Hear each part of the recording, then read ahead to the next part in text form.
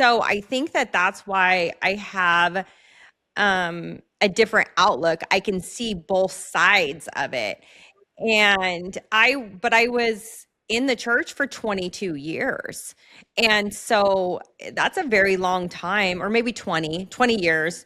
Um, but that's a very long time to be able to live that. And I did a really good job being Mormon. I killed it. I mean, I was in all the high callings. I was there. My husband was in the bishopric.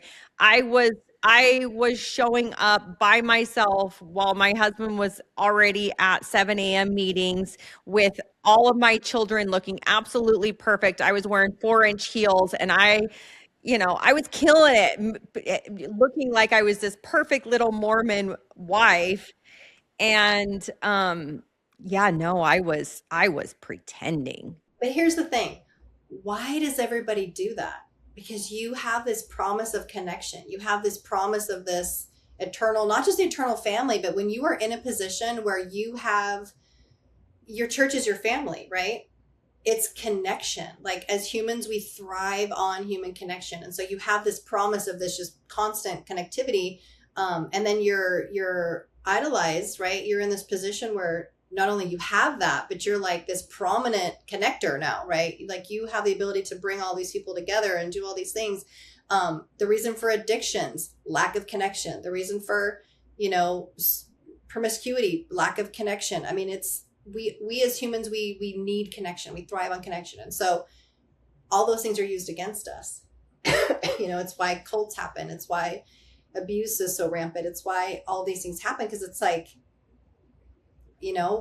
everybody wants to feel like they're important. Everybody wants to feel like they matter. And so you gravitate toward whatever that is. Gangs, that's how gangs end up starting. Kids who don't have, families, and they feel like they're wanted, by that. And so the church has a perfect way of doing that with this promise of it being eternal. And, you can be so good and you can do everything right. And, you have this like beautiful, amazing, family, and pay your tithing. I mean, my parents were paying tithing, and when my brother needed braces, church paid for it. Something happened, church helped out. They paid for it. So in every single way, like you have all of these, it's like puppetry. You have all these strings, tied to you. You need financial help, church is there. You just pay your tithing before you pay anything else. Don't eat, pay your tithing before anything else. Well, but that establishes control, because then you're relying, it's no different than the welfare system, because then you are reliant upon the church. So you have to do whatever they tell you to do in order to get that assistance. Yeah. And it controls your behavior, because if you're not behaving the way you're supposed to be behaving, people are going to find out. And what's going to happen? You're going to be excommunicated. You're going to be burned at the stake because you didn't wear your garments, or you kissed a boy, or you shaved your legs, before you were 12. I mean, well, I didn't realize you couldn't shave them above the knee. Well, for a grown man to tell a teenage or preteen girl that if you shave above the knee, that's for a man's comfort. I was like, what are you talking about? That didn't even register to me. No, that man for sure was a freaking predator. He was 100%, and he was probably grooming you for later years. Like I have no doubt. Yeah. And that anger bubbling up, I'm sitting in front of a bishop and realizing my grandpa was a bishop. So it was kind of, I'm sure in a way that was probably me being like, hey, I get to stand up and I get to speak. It was triggering. Yeah. It was triggering, I'm sure.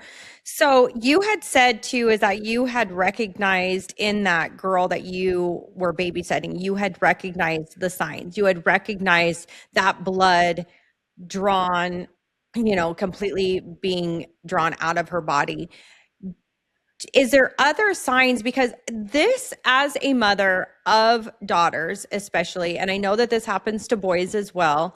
However, like, is there things that us as parents can do, what we can watch for? Because we are going to have babysitters. We are going to have people that we trust, that are in that close proximity, that we have to trust with our children. What can we watch for? So I think the biggest things people often think like, okay, if somebody's in a situation where they're getting abused, they're going to cover up more, or they're going to start wearing bigger clothes. No, it's usually the opposite.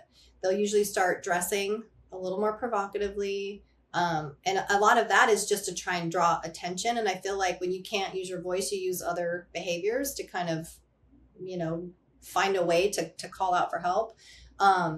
A lot of times they will start isolating more, staying in their room more. I know it's a typical teenage thing. A lot of teenage kids do that, but that's 100% one thing, the isolation. Risky behaviors. If somebody shuts down when like that person is around, or you start noticing that when someone's around, they just go off. They're just gone. They'll go to their room. They'll leave. They'll go outside. If you have a family gathering and, when one person goes outside, that person comes in. Like if there's just this constant separation, you'll notice that.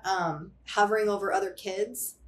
Like if you have it, like I would do with my brother. I've talked to a lot of people who have been in the same type of circumstance, and they all say the same thing, that they wouldn't really so much protect themselves, but they would protect a sibling, a cousin, a friend, whatever it is, just not letting them be alone. Emotional outbursts. I mean, I know some of these things are just kind of, common things that you would just think. But typically it's like the opposite of what you would think. Like, kids often get promiscuous or start asking questions to other kids that are maybe not appropriate, especially when they're really young. Like really little kids will act stuff out. They'll start to get maybe like destructive, almost like I always think about it in terms of like dogs, because I feel like when talking to kids, it kind of helps them look at it in a different perspective than it, being about them. Like when I brought up like a dog bites you, you're going to hide it because you don't want your mom to get rid of the dog or whatever. But dogs will get destructive when they get frustrated, when they can't really like express like what they want. And I've seen the same thing with kids. I actually was like a child care specialist with Parents Anonymous, like when, parents who were in trouble for abuse or different things would have to go to court ordered therapy, and I would watch their kids. And a lot of them had been abused, whether it was sexual, physical, whatever, but a lot of them had been sexually abused. And the biggest thing that I always saw was they would isolate. They would isolate. They would like go off into a corner, not want to talk. And then I would, often like color with them or draw with them. I know a lot of therapists will do this. Like you want to see what they're going to draw, what they're going to color. And oftentimes it's hard coloring, angry type faces, dark colors, things like that. But I don't know. I think the biggest thing that I see as far as talking to, other kids when I was younger, or now talking to kids, friends of mine's kids or kids that I know that things have happened to, they have almost like a shame, just like a fearfulness, like a avoidance. There's so much of that. Of everything or of certain things? I just kind of in general. They may, eat less, pick at their food, be a little kind of lost, where I think just having like open communication, I think that's the biggest thing, is if you notice anything that's out of the ordinary, and moms have that intuition. Moms always have that intuition. Like you can sense when there's a subtle shift, with your kids' behavior. Dads really don't notice it. Moms always do. How do you open up that communication? Like what types of questions do you ask? How do you make your kids feel comfortable opening up and talking to you about it? Kids really don't, like they're so uncomfortable with it that they don't want to actually open their mouth and speak it. So one thing that I found that's super helpful is to have some sort of like a notebook where you write in there, and just say, hey, I left a notebook on your bed. I wrote something for you. And you're just literally saying, hey, if anything ever happens in life or whatever, blah, blah, you don't feel comfortable talking about, please write it here. It's private. You pick a place where you can leave the notebook or put the notebook. And so you just kind of check back and forth. Like, did they write something? Did you write something? I mean, I've seen kids go months, nothing written. And then all of a sudden there's 3 pages of something that they wrote in the middle of the night, I think the thing that made me feel comfortable was knowing that it wasn't just having a conversation, like adults having a conversation with me and saying, hey, if anything ever happens to you, that you can tell me. Because my mom would tell me that, and I still didn't say anything to her. It's that I will believe you. I will fight for you. I will stand up for you. Like if anything ever happens, like you don't have to worry about being believed. You don't have to worry about,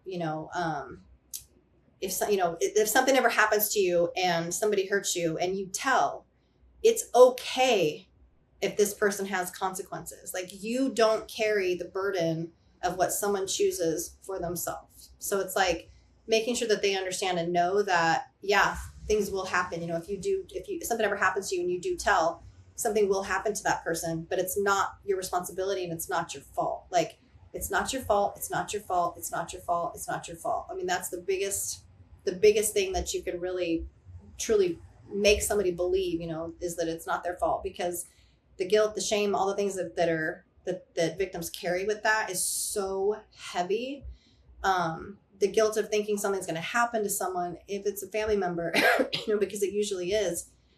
Having those conversations up front, starting having conversations when kids are really little, and just point blank asking them, is there anybody that you feel uncomfortable around? Has anybody ever touched you? I think really having uncomfortable conversations is important, because how do you know something's wrong when you're little if no one's ever told you that that's wrong? Yeah. So, because I had asked my daughter, I had said, hey, has anybody ever touched your pee-pee? Yeah. And she looked at me and she goes, no, I would never, ever let anybody touch my peed underwear.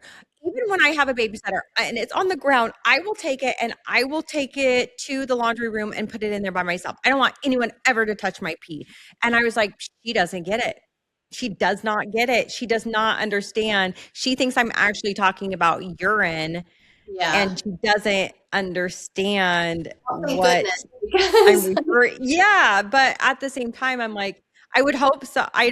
Yeah, but I'm like, I'm just trying to figure out like what types of questions or what can you teach them? Because even that 7-year-old that you were watching over, there was something that you said, some connection that you were able to make that she felt comfortable enough to tell you before she told her own parent.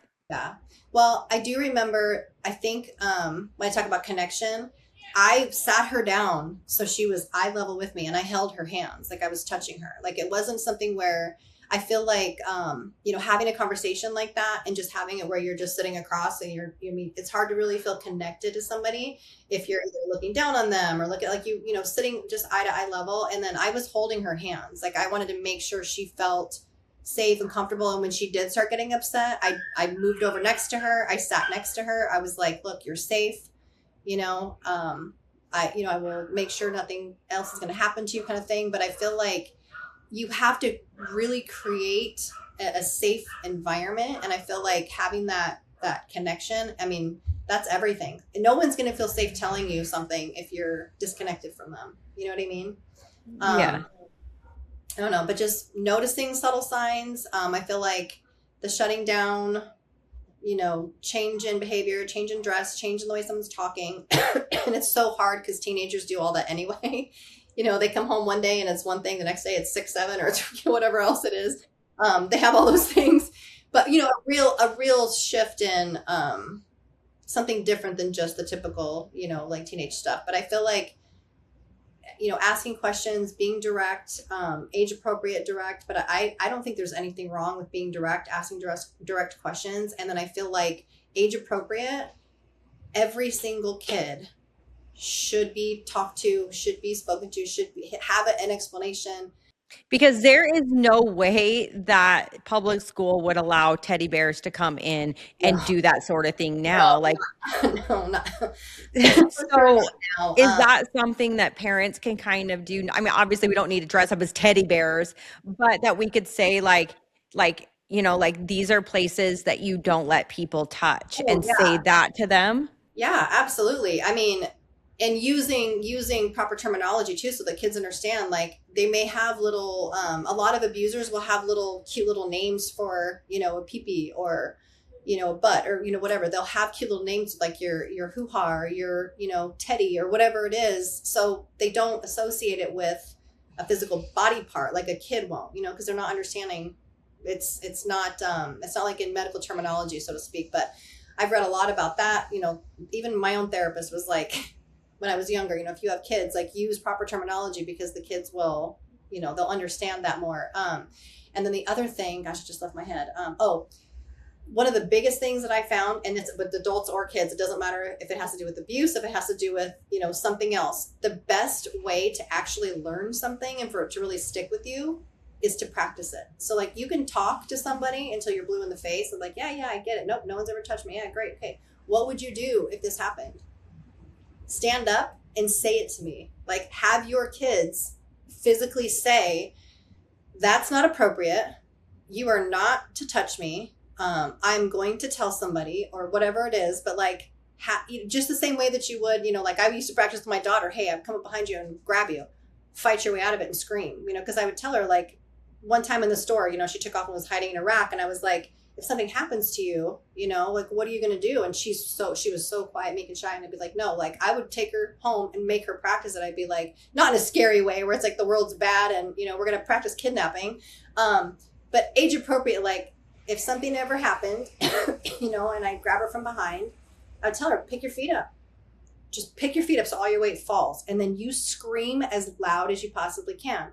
Because what happens is when you're doing something happens and you've actually practiced it, that's how you're actually going to respond and react. Just like, women going to self-defense classes, things like that.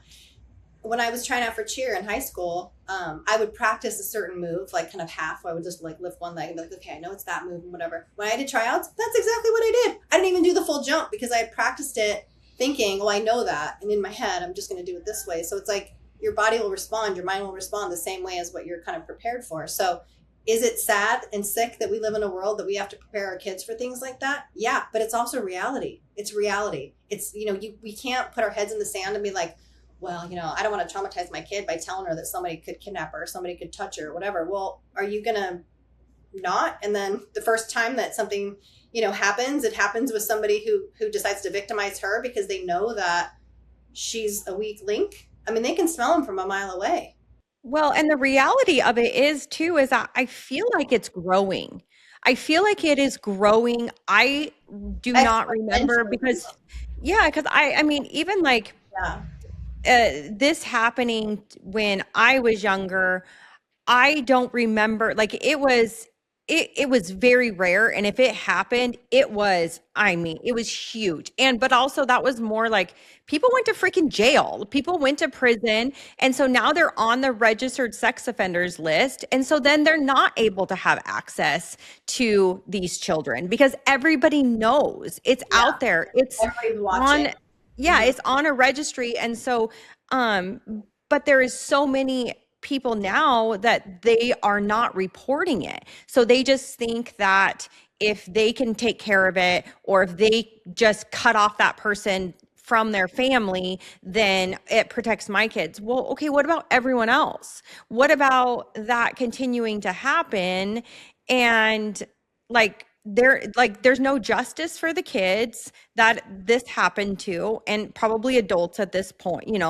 There was no justice.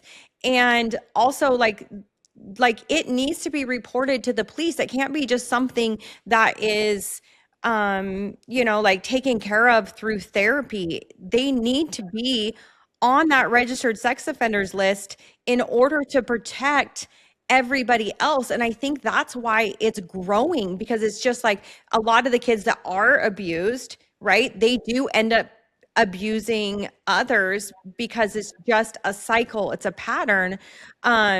There, without giving away too much information, but there are, I know of two grandpas. They both abuse their daughters. And then those grandpas also abuse their granddaughters. Yeah. And that's just shows how much control they're just running, they're running around free. They have never, nobody has ever come forward to the police. They have never been in trouble with the police. They will never be on that registered sex offenders list. And so then of course they will have access to other people, and people are not able to watch and protect themselves. And so like, and the thing is that everybody in the community knows about it. Everyone knows about these grandpas. And so, but it's like, well, what happens when they move? What happens like with these people that don't know that? Because everyone's like, hey, just so you know, make sure that you're not letting your kids go over da da da da da, because they're still letting the grandpa come over and whatever, or the grandma, and I'm like, what do you have to say to these people that have just like, that they think that they can just handle it on their own, that they can, it's not that they're shoving it under the rug, but that don't, they haven't They don't want the reported it to the public police. humiliation is what it is. They They don't don't want want the public community. Yes. And they think that it's going to cause shame maybe on their family, I guess, or that people are going to think that they were molested or whatever the thing is, and raped. I mean, it gets to the point where it starts as molestation and then ends up being rape.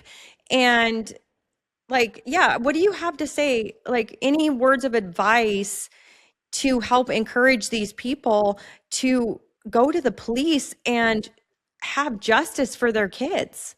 Well, I would say somebody who's willing to abuse a kid, that is so incredibly bold in the sickest way. The only answer is to answer back as bold as they are. It's time to be bold. You have a huge responsibility, especially if it's your child, but to anybody. I mean, we all have a responsibility to put these people where they belong. It's time to get loud. It's time to get bold. It's time to publicly shame. I would have no problem if I knew. I mean, if it were, my circumstances now, and I walked into a place and my grandpa was right there and there was a bunch of little kids around, I would walk right up to his face and say, you have 2 seconds to get out of here. The police are going to meet you out front. You do not belong around children. And I would say it very, very loudly. And I would go tell every single person who was in charge there with the kids, look at that man. I'm going to bring a picture of him into this building. I'm going to post it right behind the desks here where everybody's running things. If he walks in here, you were to call the police. He's a pedophile and he's a rapist. These kids are in danger. There's no other way. There's no other way to change anything unless people start to get bold. I would say I would have no problem going into a church and being like, I'm going to speak my testimony today. And I'm going to walk up there and I'm going to sit down and I'm going to say, here's my testimony. My grandfather is a pedophile. He's also a bishop. He was also protected in this church. Your children are at risk. Like, I'm sorry, but why not? Why not? Where's the boldness? Why are we making children hide and deal with this shame by themselves, or therapy or whatever else it is? I mean, you're literally telling a child what happened to you is less important than our family, appearance, or what happened to you is less important than what people are going to think. Well, and that's the problem too. You have to realize is that these children are not able to get therapy, because if they go to a therapist and they report the abuse, then the therapist legally has to report it. It's all done inside. It is so much. Like, I feel like the abuse is also from the parents, because you are also adding to this abuse, because these children are not able to heal. Yep. And the sick thing is they're taught to be like that. The parents are taught to be like that. My dad, my aunts, my cousins, it's, the things that I've seen, the dances through therapy, through marriages, everybody's divorced, multiple times, including myself. There's so much damage that happens.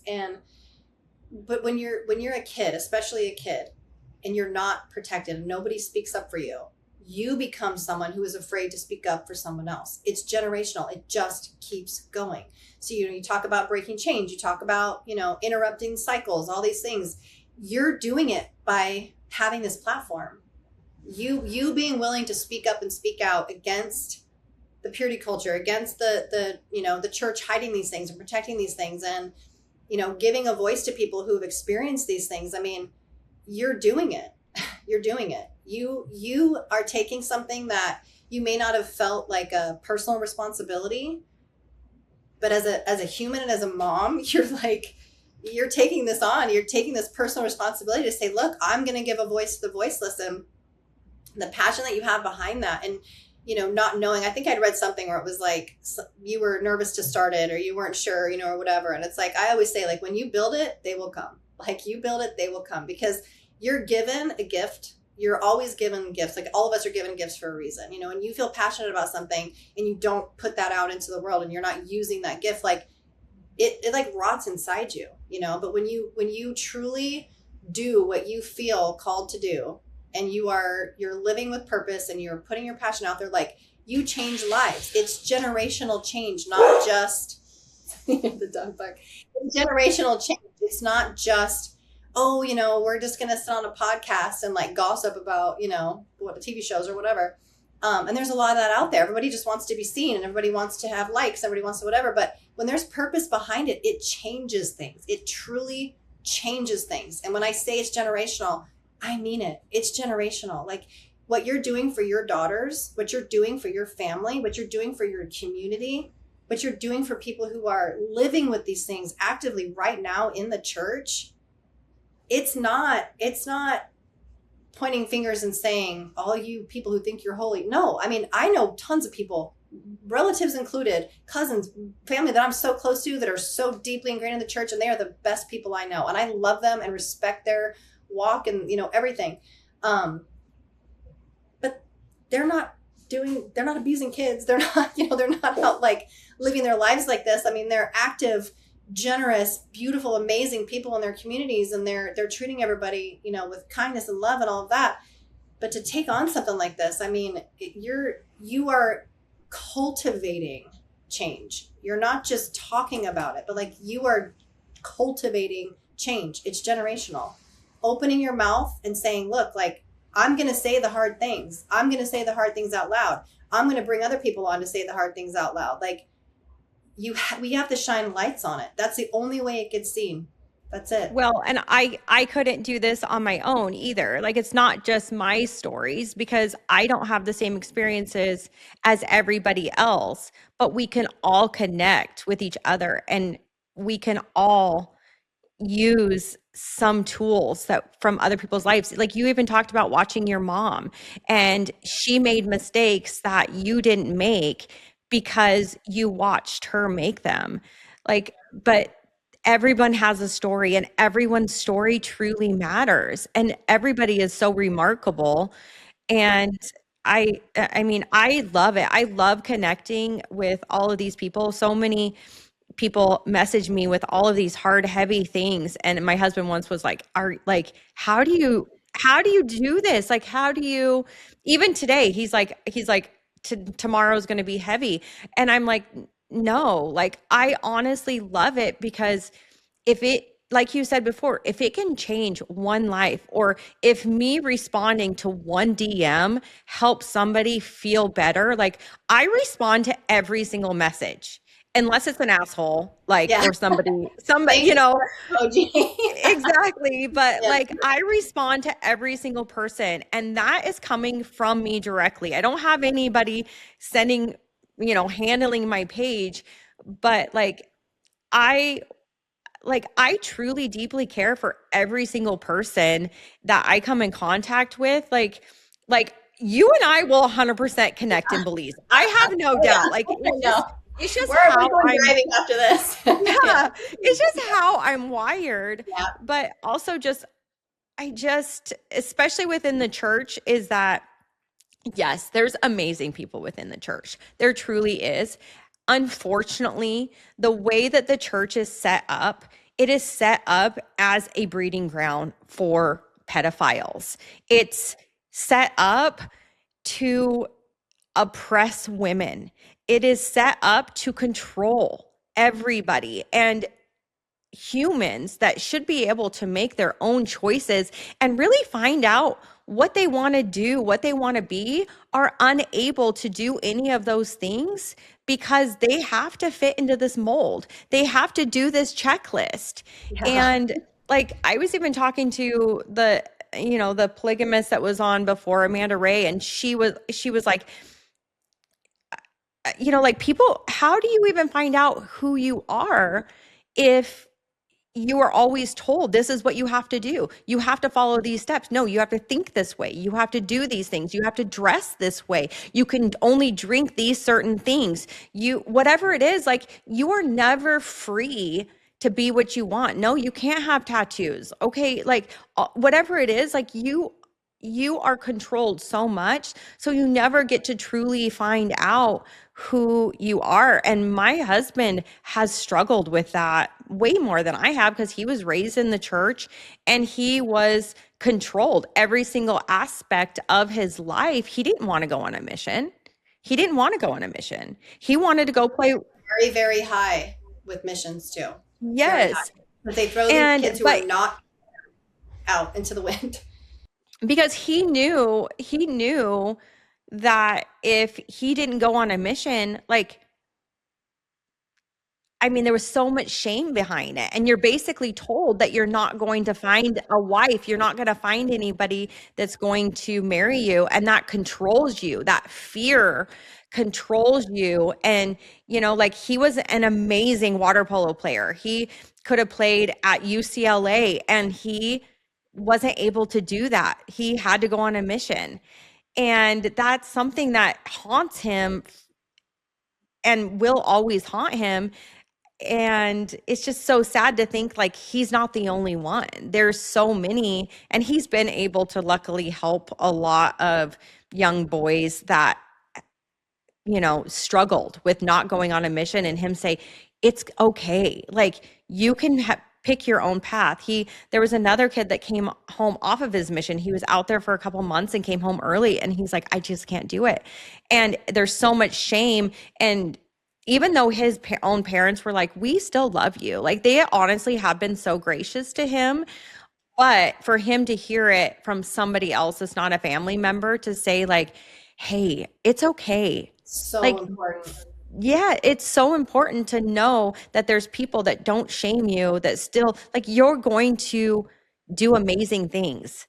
Like you are still worthy to get married. Like your life is not going to fall apart. You are Your not gifts damned to don't go hell. away. Like who you are, Yeah. your gifts don't go away if you're not, you know, obedient. I mean, the whole thing that God has this checklist, and that the only way that, you know, you're ever even going to have a decent life here or get to heaven or whatever levels is like if you have all this checklist. We're I all just don't believe that. Like you're a mom. Like us as parents, there is absolutely nothing that my child can do that I would not want them to come back home. There's not one thing. Maybe, I mean, murder. I think murder, maybe, but only because they're in prison, so they can't come home.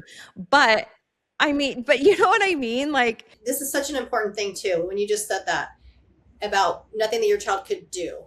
It's so important too for kids to realize and recognize that anything that happens to them or things that they do, it's not who they are.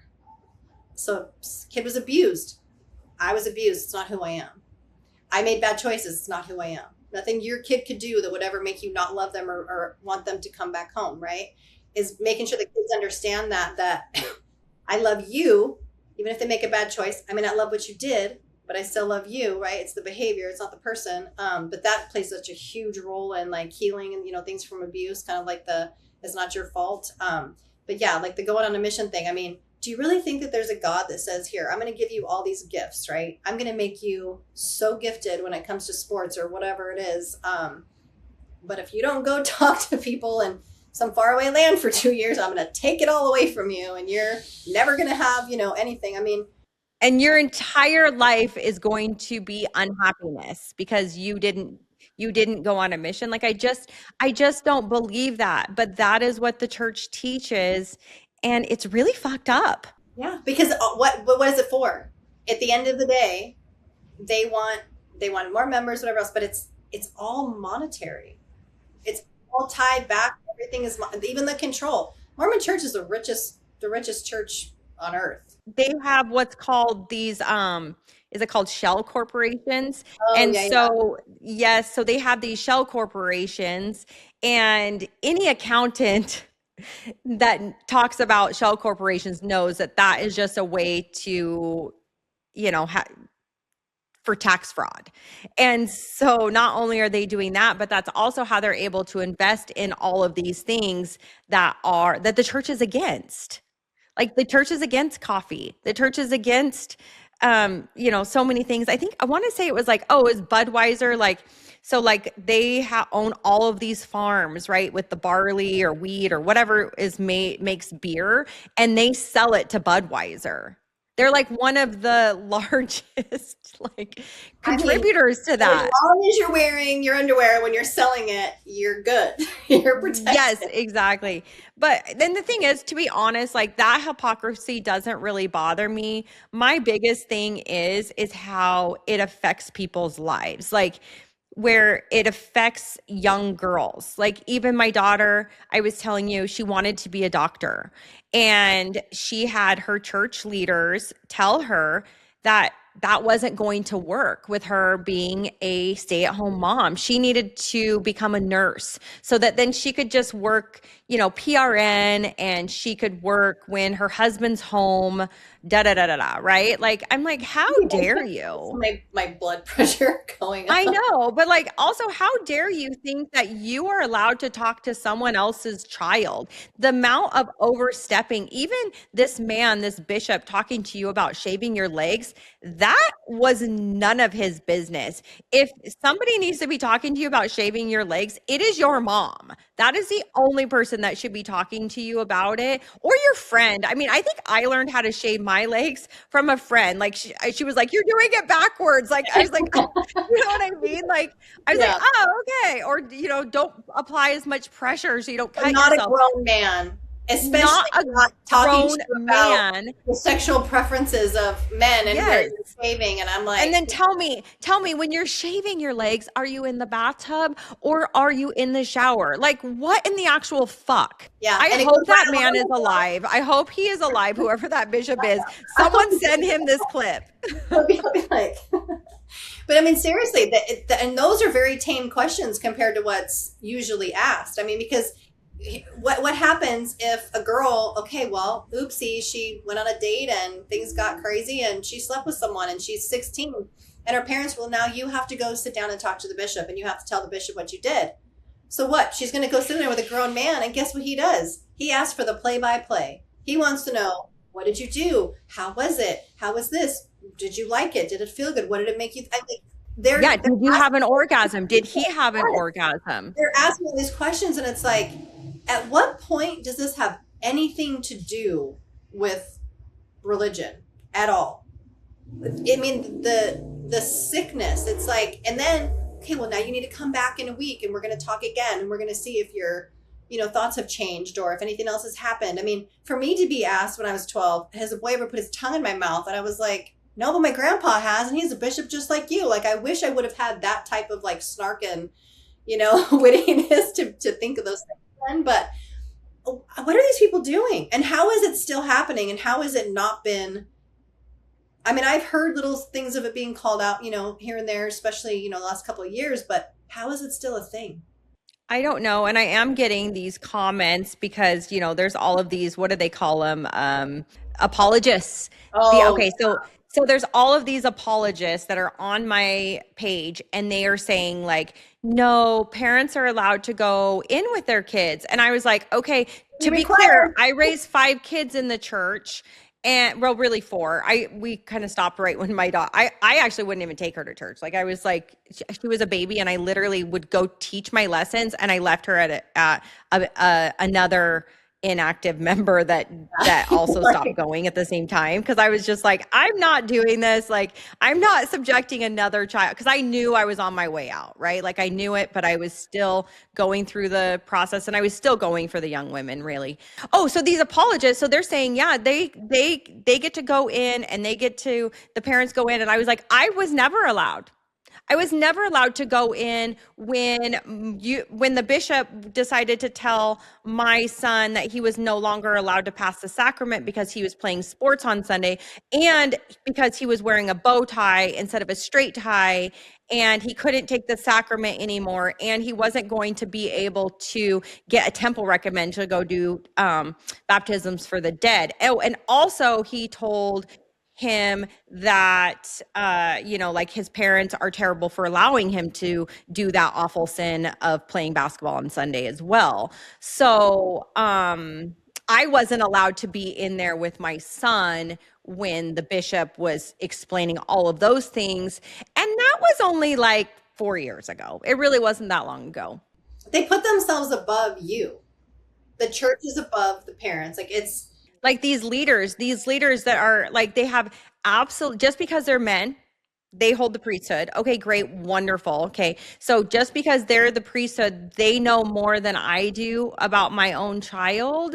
You think that you're able to ask them these questions? You're allowed to ask them if they masturbate. You're not allowed to ask my child that. That is not okay. And that's all part of the questioning. I mean, granted, not all bishops, I don't believe that all of them do that. I do believe that there are some that are very uncomfortable that would not do that. So let's not blanket everybody. However, it is a lot of them, because there is a lot of adults, young women, my young women that have come and just said, like, this happened to me. And I'm like, I had no idea.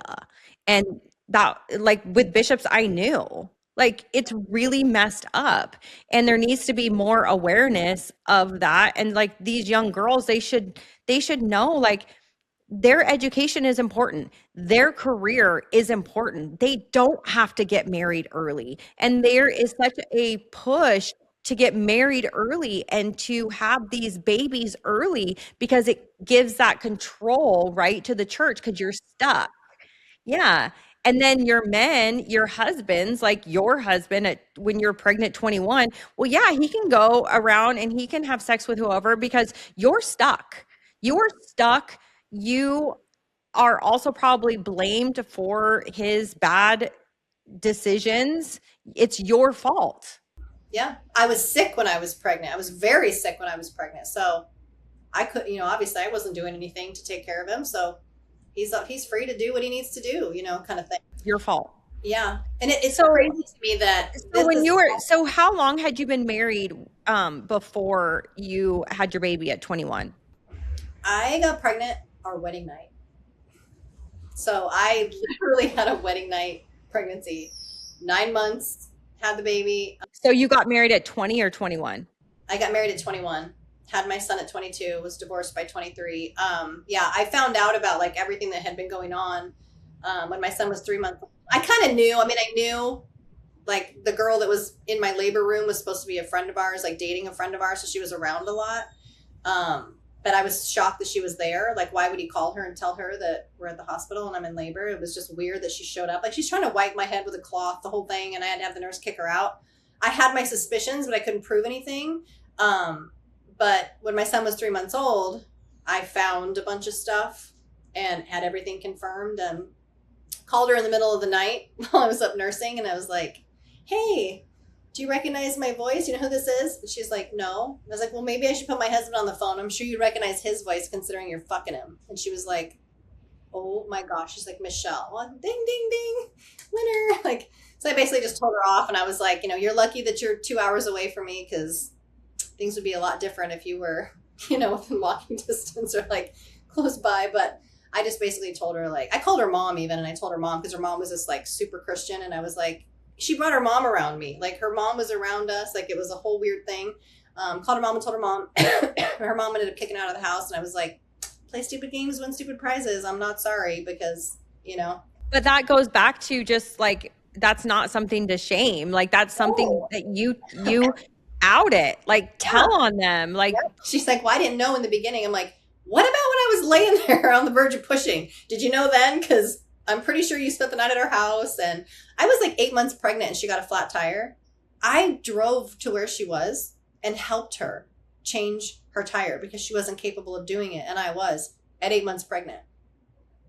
You didn't think to be like, hey, I'm going to call a guy, or like, I mean, here, what the heck is I doing? Like, that's how people pleasing and obedient and, all those things just made me. Where it was like, if someone asks you for help, you help them. Even pregnant, I'm out there on the road changing a tire. But yeah, so it's like, after she's like, well, obviously I knew then, but okay. She's like, I just lost my way with God for a while. And, this and that. I'm like, that's a little more than just losing your way with God. But at the end of the day, I say, like, we all have our layers of experience, and I feel like army crawling through mud for the majority of my life, has created just this strength and this power, that I have now, and this voice that I have now. And it's like, now I'm fully free to create the life of my dreams, and it's happening in real time. And I don't know, I'm just in a space where I can look back and be like, it really doesn't matter what's ever happened to me. I mean, and there were some dark, not just days, months, weeks, years, very dark years. I mean, things that I've endured that I look back and can't even believe that I've endured. But I'm the strongest I've ever been. I'm the happiest I've ever been. I mean, I will go fight like a hellcat, for anybody that needs a voice that doesn't have one. And if you know people that are going through these experiences or have experienced similar things that I have, and you want to put them in touch with me, feel free. I will. Would be thrilled to I wasn't waiting for permission. I was already going to do it. Strike me as a permission kind of person. Yeah. I mean, it's just part of it. I feel like, coming across your videos, I was like, something just stopped me, because I'm real big on like energy, people's energy, and like, you can just tell when people are coming from a sincere place or not.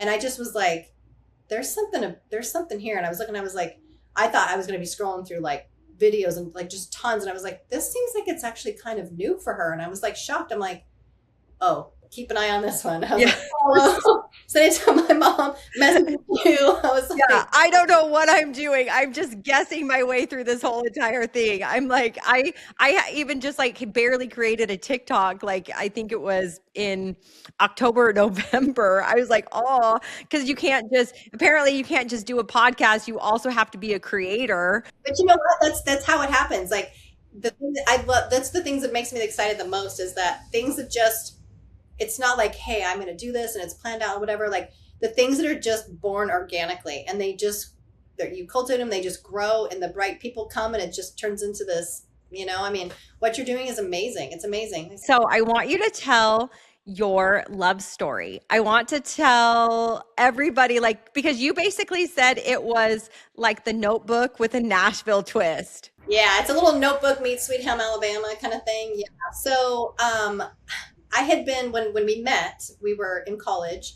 After I had moved back with my mom, shortly after my mom left, and I had to move in with some random family. So I did. They were amazing. They got me through high school, finished that, went to college, met Dean. I knew immediately before I even saw his face. Like, he was faced away from me, had his hat on backwards, 6'4". I just had this beautiful dark skin, and I was just like struck. Like, I didn't even understand really what was happening. He came up to me. And by the way, he's good looking at 50. So I can't even imagine what he looked like at like 19. Player, like, yeah, he was striking. But yeah, I just was like enamored. And so, I mean, I helped his parents like build this car dealership. I was painting, digging holes for water pipes. Like, we worked together, lived together, had an apartment, had a puppy, the whole deal. And lived with his parents for a while, like rode horses with his mom. And I mean, it was his mom and his stepdad. Well, his stepdad was a drinker, and his stepdad started acting inappropriate towards me, was acting very like predatory, would make comments, say things, try and put his hand on my leg. Started separating our work responsibilities to where I would be with him more, and he would send Dean, away. So Dean was away in Mexico with his friends, and I was at his house, and I woke up and his stepdad was like on me, drinking, but like pawing all over me. Like, I woke up, and clearly after my history, I was like completely traumatized. Like, woke up out of a dead sleep, similar to being picked up by my grandpa. And it traumatized me so badly that I just grabbed a couple things and left, and I never came back. Right then and there. Went to my brother's house. When Dean came back from Mexico, was like, where's Michelle? Because we were we'd never even had an argument. Like, we just had this natural, it was perfect. And I knew then. But he came, tried to find me, banging on the door, Michelle. And I was like, I just need time. And he thought I was upset because he was like going out with his friends. I was like, no, go have fun. You're young, So he chased me. I'm talking 5 years He would find out where I was working, come bang down the door. He would find out where I was living, come bang down the door. He showed up on my porch when I had a 3-month-old baby. What are you doing? This is the life you want? What are you doing? Come with me. Let's go. I'm like, I have a baby. I can't. And he's like, I'll raise him. This is like the same time that you're finding out that your husband is a sleaze bag. Yes. And so I should have just packed him up and left. But I was like, I can't do that. Like, I have to be good. I was just so overwhelmed. And I was like, I didn't want to go back and live with his parents because of his stepdad. I didn't want to be around his stepdad. He had little siblings. So at 21, you were you Mormon at that time still, or you? No, I wasn't going to church. But you married a Mormon. Yeah. And he had been pretty still like active in the church, whatever. And he actually, with like the part-time custody that he had of our son, he took him to church a little bit when he was little. So my son had gone. I never took him because I was like, I don't want anything to do with it. But yeah, so I mean, I had the chance when he was an infant, to go. And then we were living in this little small town. I had moved back down to, Phoenix, Scottsdale area in Arizona, and started working for this big car dealership. And one day he just shows up, boom, in front of my desk, hangs his arm over the cubicle and is like, what are you doing? I'm like, what are you doing here? And he's like, I told you I was persistent. We're going to lunch. We need to have a conversation. So we go to lunch. He's telling me, he's like, I met someone, I really care about her, but I want you. Like, I'm here to tell you, I want you. Like, please come back. Like, tell me why you left. It took me 5 years. I finally told him why I left. And so you're divorced at this time? Yeah. Single, me and the baby. Like, so yeah, he confronted his stepdad, conference call, the whole thing. He admitted enough of it, but I was still just so like, I just didn't want his family to like be affected by it. I don't know. Like, I just had all this like weird shame, guilt, like trauma, from it. And so I just kind of like blocked it. But every single time he would show up, I'd be so happy to see him. And I'd be like, I just want to go. Like, he would, he was wholesaling cars. And so I did the title. So he'd have to come to my desk and I'd be like, title's not ready, even though I had it. Make him come back. Like, we had this whole thing. He'd take me to lunch, whatever. And then he was going to get married and he showed up. I was out country dancing at, some country bar with my friends, and he shows up and my friend's like, there's a guy outside named Dean who wants to talk to you. And I'm like, what? Like, what are you? There's no way. So I go out there and comes right up, grabs my hands. He's like, I'm supposed to get married. He's like, I'm never going to be over you. Like, run away with me. We'll go wherever you want. Just stop. Like, begged me to stop him. And I was like, I was so overwhelmed. I was like, everything in me was saying, yes, just say yes, just say yes. Like, I knew, but all I could picture was this girl standing at the altar, like, left, and I was like, I can't hurt somebody like that. Like, I was just so tenderhearted. And it had happened to you. Yeah. So I was like, I can't be that person. And I was like, if circumstances were different, and I think I had a little bit more time because I was like exercising this newfound freedom and like, I didn't have anybody controlling my environment. I was just like, yeah, he ended up, divorced not too long after. It just was one of those things. You can't start a marriage like that. And then he ended up getting married again. And when he met her, he came to me again and was like, look, like, I found someone, I could have a great life with. Like, I obviously, like, I love this girl, but you're it. Like, you've always been it. And like, stop me, kind of thing. And again, I think I was in a relationship at that point, and I was like, I can't. Like, if I wasn't with this person, I would, because then I learned my lesson as far as like letting him go, that first time. I would have, but now I'm like, well, now it's two people. And I was like, now I feel double, bad, so I can't. And yeah, it was like 2008, 2009. I think 2009, he ended up moving from Arizona to Tennessee. And I was single for a brief time and then ended up in a new relationship. And so we spent 25 years, no contact. He'd given me a card before he left, and I have his signature tattooed on my arm, from that card. But yeah, so 25 years later, here I am. I'd been married, 15-year relationship, raised his 3 kids, the whole thing. Thought I had, built this beautiful life. Did you not have any more kids after your son? No, I just had my son. And so, but I always, and so you had your second husband and you were raising his 3 kids. Right. Yep. I always knew I was meant to have a daughter. And he had a 3-year-old little girl who was we just instantly clicked. Like, this, she's like my soul child. I mean, she's like my girl, Still to this day, like we're just so tight. I'll always think of her as mine, even though she's not blood mine, she's mine. But so yeah, 15 years, and there was just a lot with that. There was a lot of good, a lot of bad, but just a lot of control, a lot of emotional abuse. And there at the end, he decided that he was just going to start hanging out with a 36-year-old from the gym. And here I was turning 50. And so I was, got to trade the old car in. But I found out, and I happened to have been going through therapy for, months at the time. I had just had shoulder surgery. I was going through it real heavy. And so I just woke up one day and realized was this husband Mormon too? No. No. You just happened to marry two dirtbags? Completely. And well, if you think about it, with everything that I was exposed to, they looked pretty not dirtbaggy to me. I think when you grow up, listen, they're not a pedophile. Yeah, so really, they don't, bang my head. They're checking all the boxes for you. They're not punching me in the face. They're not on drugs. I was like, this is a dream, Yeah. So I don't know. Just cheaters. Just total cheaters. And I never really thought my second, one would have really been a cheater like that. But looking back, there was just a lot of things that I just didn't pay much attention to. Hindsight's 2020, right? Totally, yeah. There was just months and months and things that I saw, and they always talk about them. Oh, there's this really annoying girl at the gym who won't leave me alone, constantly wants to sit by me in class, and won't stop talking to me. She's so irritating. And I'm like, they all do that. They all talk about the person to make it. Oh, but don't worry, she's got a fiance. I'm like, well, I'm not worried. If you want her, go get her. I'm okay.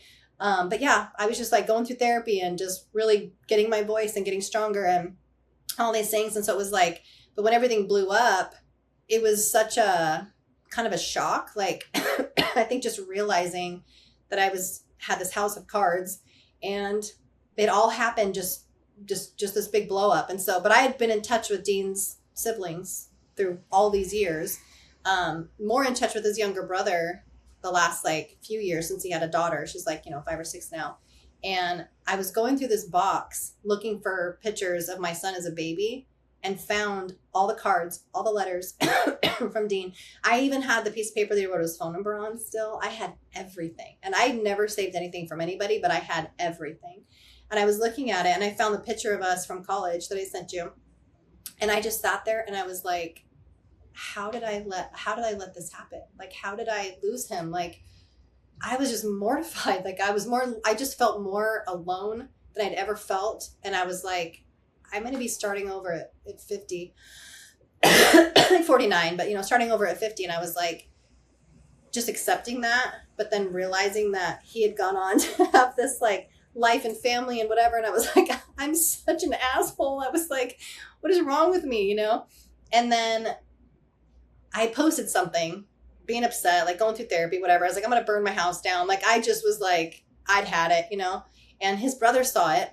I didn't know that he had his brother kind of watching my life, and it was very clear about, hey, if anything ever happens, you guys make sure you let me know, kind of thing. And he had been divorced. Well, it was probably too painful for him to watch it too. Yeah. And so it was easier. Sure. That's probably why he put that in place. I don't know that. I'm not a therapist, but that is exactly probably what he would say, verbatim. That's exactly. And so when I posted that, his brother messaged me and was like, hey, are you okay?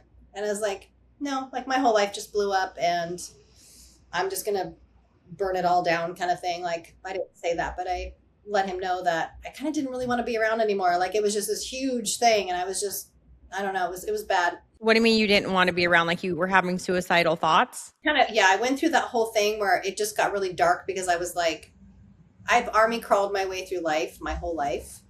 And now this, after raising 3 kids and for it to all kind of happen. How much can one person take at this point? That's exactly what it was. And I was like, this is going to be what breaks me. The whole, cause I, even when I kind of knew what was going on, I'd figured it out and I'd seen messages and, he was just leaving way too much of a trail. And I'd seen it with my own eyes. So it was kind of that that was a big thing. It was just kind of one of those things where I was just how could I have allowed like all of this. And then I was recovering from shoulder surgery. I was going through therapy. I was just in such a hard place. And he was putting so much emotional like damage on me to gaslight me and to make me be the one to leave. So he had to create this environment that was so damaging and emotionally like toxic and traumatic for me so that I would be the one to go. So he could play the victim. Oh, look, my wife left me, blah, blah, blah. And so I was like, I'm not playing into any of this. I'm just whatever. Dean finds out, books a plane ticket, no permission, just gets on a plane, flies to Arizona. From Tennessee. From Tennessee. And I had gone to Tennessee for the first time in my life. So he had not gotten remarried. Had he just had that one marriage? Or we had like a 20-year marriage. So we had a short little blip marriage and then had a 20-year marriage. And he had been divorced for like apart for like over a year. So he had been living on his own at this barn full of horses, his dad's horses. After his dad passed away, he like inherited all his dad's horses. And my dream since I was a little kid was just horses. I've been horse obsessed my whole life. And I had gone through equine science school during the time when like he was getting his dad's horses. There were so many background things that were happening that were just, you can't write a better story. You can't write a more like, romantic story. And so I had no idea what was coming. It was like everything just went dark kind of for me. And then I was like, well, I guess I told my mom, I'm walking into the woods naked to rebuild alone. Like, that's just how my story's going to be. And I had just found all those pictures and all those things of him and was feeling like, oh, and I sent his little brother a picture of him and I at the mall. It was one of those like milk carton, like he was 10 and I was 19 and we were posing for pictures, in the mall, just silly. And I'd had one. I sent it to his brother and I was like, look how cute. Like you were so cute. You were 10 or whatever. And he told Dean she just was looking at pictures of you guys and blah, blah, blah. Yeah. So he jumps on a plane, flies out. I had just gone to Tennessee a couple months before to Morgan Wallen with my friend Lisa, who had moved out there. And flying over, I was like, oh my gosh, just all the green. I just fell in love with Tennessee. And I was like, I want this again. Like I'd had a horse in Arizona, before I got married again. And I was like, I just want this. And so I already knew what was going on. I just hadn't like let him know that I knew what was going on. I was trying to get through like my son's baby shower and like all these big things that were coming. And my therapist is like, you need to create like a 5-year plan as far as like if this really is happening and he is having this affair and you separate. So I was like, okay, my 5-year plan would be to move to Tennessee. My friend Lisa's like, you could have a room here, blah, blah, blah. So I was like, it's just in the back of my mind. And then he buys a ticket, flies to Arizona, shows up, and I spent an entire day just sobbing. And he was like, well, I'm not leaving you here in this condition. So I'm either happy to get a kidnapping charge or you can fly back with me and just spend some time with the horses. Just no pressure, nothing. Just see how things are out there and whatever. I flew back and forth 5 times, packed my stuff, we sold the house, divorced, whatever. And we've been together again since. Like there's so much more to it. Obviously it's Notebook and Sweet Home Alabama. But it literally, I just feel like the heavens just opened. And can you imagine, like you were probably just a crying, snotty mess. And that man still is like, I love you. Like, yeah, I was a hot mess. And he just grabbed me and was like, he cried. Like it was, yeah, it's something I couldn't describe, really how impactful it was and just how it felt. Like I could never. So how long ago was this? Almost 2 years. And now we're here. And are you guys married? Not legally, no, but we call each other husband and wife. Anytime anybody asks him, is that your wife? He's like, she's more important to me than a wife. Like we were college kids, like learning how to be adults together. And he just and at this point, he has your picture of you tattooed on his freaking arm. No. That's marriage. I know. Yeah. That's better than any piece of paper. Yeah. It's crazy. But I just feel like, with everything that I've gone through, it feels like from that break kind of on, it just feels like everything is shifted and even things that I never thought I could dream about. Like I couldn't dream that big, it's like it's all just happening. Like it just all comes to fruition. And I could not dream of a more beautiful, happy, like truly aligned, authentic life where I know I'm where I'm supposed to be. Well, it also seems too is that it's for like the first time really ever because as I was listening to you, and again, I'm not a therapist, but I am very in tune with people. Um, but it does seem as though you were putting everyone else's feelings ahead of you, and you are more in tune with their feelings than you are with you. And that is also a trauma response, which I have learned in therapy because I came from a physically abusive home, which isn't the same, but a lot they do have similarities as far as coping skills, but that I was able to see it coming, right? And so then I would try to protect my siblings from that and run to my grandma's or whatever. And it was same as you trying to protect your little brother. And so then my therapist was asking me like, how do you feel? And I remember like whatever it was, like I had a huge, it was a huge, I had a huge blow up, a huge episode. And he's like, I want you to walk me through the emotions. And I was like, okay. And he goes, you just described everyone else's emotions. And I was like, well, that's what happened. And he's like, I asked for your emotions. And I was never able to like look at myself and say, okay, this is how I feel, because I've always gone through life looking at everyone else's emotions and what makes everyone else happy, right? And that seems as though that's a pattern that had happened to you. And it finally took this point of you basically crumbling. My point was, I mean, I had, well, I'm just going to say, I punched my husband in the face is really what happened, is that it was a terrible episode. I absolutely had, and it's because of, I'm talking about a lot of these things on this podcast. And so it's bringing up old emotions, right? That I've never dealt with What do we do? before. We shove them down. They come up when they get this close. We're like swallow, swallow, shove, shove, shove. And when they all Exactly. come out, it's like I've champagne. never spoken about this. It was like, I mean, it was like a thing, cops came to the house or whatever. Like it was a whole thing. I Yeah. punched him. Yes. Like I can talk about it now because I was on probation. Like I had to be on, I never got arrested or anything, but that Yeah. was what was going around town, is that I'd gotten arrested. And no, everyone that's praying for my downfall was hoping that I got arrested, but I had it. Oh my gosh. And but like I was walking him through what had happened with my like my emotions, and I literally explained everything. And he's like, well, you're explaining how he felt and not how I felt. But it's like, for the first time ever, am I finally recognizing, and it sounds like we're kind of in the same stage of life, you and I, is that we're finally recognizing like we need to do what makes us happy. We can't focus on everybody else. And it's okay to be selfish. Yeah. It's Yeah. okay to want good things for yourself.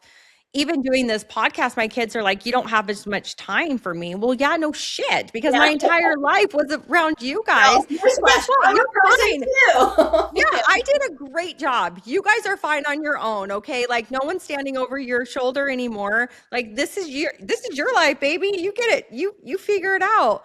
And like, but yeah, it sounds like that you finally were able to accept that happiness and be able to accept that you also deserve good. You deserve to be treated all of these amazing ways. Like, did part of you not think that you were deserving of that man's love? I feel like I had learned to associate like intensity and like people just coming after me, like predatory. I mean, when I was younger, I mean, it was like just left and right, like just men, men, men, men, men. And I was like, no, no, no, no, no. But I was so used to, I mean, my dad was like super intense, super controlling, abusive, like all that, after women all the time. But it's like I learned to associate like the intensity and whatever with, okay, well, clearly they like me. They're like making this huge, thing, and just kind of predatory. But Dean was the only man, still to this day, he is the only man who has been in my life who was never predatory towards me, who never tried to use me, hurt me, lie to me, cheat on me, nothing. Like, he always put my needs first, who was gentle with me. But when I was young, I kind of took it as a lack of interest because I was like, I mean, went to his apartment. He didn't try anything on me, didn't try to kiss me, nothing. Like, when he held my hand, he just like gently rubbed his thumb on my thumb. It was so sweet. And I was like, he's so sweet. But I was like, I feel like this one's going to hurt me because I'm so much more invested. Like, I felt like this is the guy. Like, this is the guy. This is the guy who I will just be devastated over, you know? He's going to hurt me. I just know he's going to hurt me.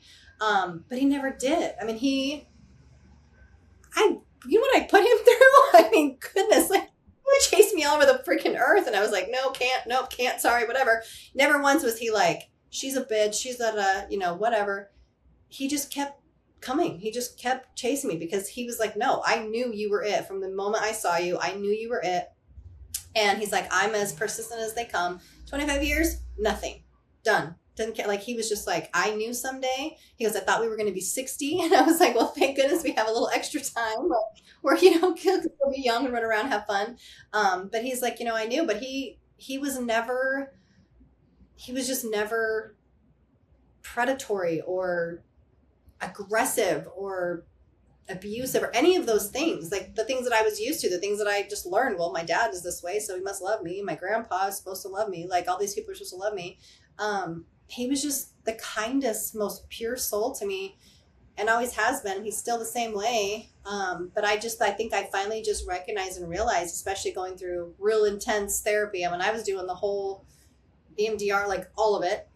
I just recognized and realized that it's okay for me to, like you said, be happy. It's okay for me to live a life of what's aligned, you know, with me. It's okay to not have to pander to everybody else to keep myself safe, because I feel like I did that for so long. With my ex-husband, oh my gosh, I mean, he punched my windshield out while I was driving twice. Would drive me down, you know, wrong side of the road, doing 90 miles an hour if some guy talked to me at a function because I'm being a whore. Like, drinking, obviously, but I don't know. It's weird how you, or I guess, as a woman growing up with so much abuse and so many, you know, things happening like that it was like, I just continued to pander to him because he wasn't like that all the time. I mean, he would make me breakfast in bed. He would, you know, my stocking was always full of just the most amazing gifts, the best cards you've ever gotten in your life, like amazing hugs. I mean, he would be so loving and could be so generous and so wonderful that, like, and then punch my windshield out. So it's like, you know, you're not looking at it going, he's always like that. I mean, it would, you know, episodes would happen once every few months, or he'd come home and accuse me of something. I'm like, what are you talking about? Just off the wall, not making any sense, you know? And I was like, this isn't him. So I just kept making excuses and be like, well, he was drinking, and then he stopped drinking for a while. And, you know, but it was like the rest of it. I mean, he was loving to me and doting and like doing all the right things. So you just think, well, he loves me. And I thought we had this family and, you know, whatever. But deep down, you recognize and you know, like, those things are so far removed from normal and so far removed from okay that the very first time something like that happened, I should have ran for the hills screaming. Well, I think it's because you had so much trauma, and it wasn't just trauma from your grandpa, but it was also like the amount of abuse that you endured from your dad. You witnessed all of the abuse, and that desensitizes you, and so you truly just think this is how people act. You don't know. Like, I remember my husband, like, something, I don't even know what happened. Oh, my sister, she broke down our door in our apartment when we first got married, and she beat the shit out of me. She broke a rib. It was awful. And I was like, well, that's just what we do. Like, that is a normal thing. And he was like, I remember him just being like, this is not okay. People don't live like this. This is not normal. And I'm like, Understand, like, you just roll with the punches, literally and figuratively. yeah. And that was the first time where I was like, what, like, he's like, I don't care. Like, you're not talking to her anymore. And I was like, but she's my sister. And he's like, no, He's No. protecting you. Yeah. Yeah, he's like done. Like he's like, I'm not going to show up and have you be dead someday. And she lived in the same town as us, and I was like, I didn't know that until I had somebody point that out to me. Swear, I feel like we understand each other so well. We do. There's so We much that do. we're just like, man, and it must be part of why I just recognized your energy, because I'm like, you have that fierceness, but you have that deep, sincere like love and integrity, where it's like I can tell that you just like love everybody around you and love your family, and you just like fight like a hellcat for Well, everything. I'm a Taurus too, so that helps. That's why. Yeah. Like it's got the hordes. Yeah. Yeah. Yeah. Total Taurus energy. Yeah. But it's amazing what we can put up with and what we can tolerate. I mean, I would have my windshield punched out, and then I would throw a big, birthday party the next day, and people are like, "Oh my gosh, you should be a, party planner. This is amazing." I'm like, "Yeah, you'd never know that my car's in the shop and I have to trade in my car because it has knuckle marks all through the dashboard, and I'm so traumatized I can't drive it anymore." But yeah, welcome to the party. Like, Yeah. You just put the mask on. yeah, that's exactly what it is. And when I talk to people about that, I would say, like, you take the mask off, and they're like, "Well, why were you faking who you were?" No, I wasn't faking who I was. That was I your was protection. surviving my environment, and I'm such a loving, caring person. Like, you want to talk about God? I love people the way God loves people. I love people who are screwed up and damaged and dysfunctional and all whatever. Yeah. I will. Those are my people. Those are my people. Yeah, I'll walk through fire for you, girl. Trust me. I will walk through fire, and I will come out with diamonds or whatever it is that's necessary, But like, you don't realize how much you pander to keep yourself safe until you're out of it. But now I can look back, like, especially when I talk about it, and with people who've had maybe like normal lives, and they're just kind of looking at me like, "Yeah, do you realize how psychotic that sounds?" And I'm like, but it felt normal at the time. And it's like, you can still feel like you love someone even though they're damaging you. You feel like you can love them into healing. And it's like, I've just learned that you cannot take fearful, damaged people and love them into the light, because all they do is steal your light and then leave. I could talk to you all day, but I am so happy that you found your happiness. I am really glad that we were able to connect. I am going to send you my number because we are going to meet in Belize for sure, because I now have a diving partner.